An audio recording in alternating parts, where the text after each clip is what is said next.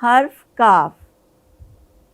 کاف سے شروع ہونے والے چند الفاظ کچھ یوں ہیں: ک کنگھی، ک کتاب، کا کے کی.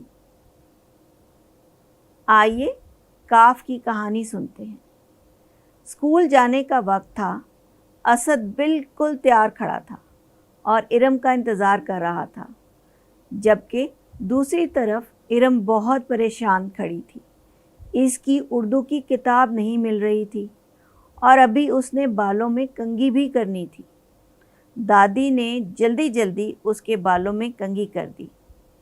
اتنی دیر میں امی نے اس کی کتاب بھی ڈھونڈ دی.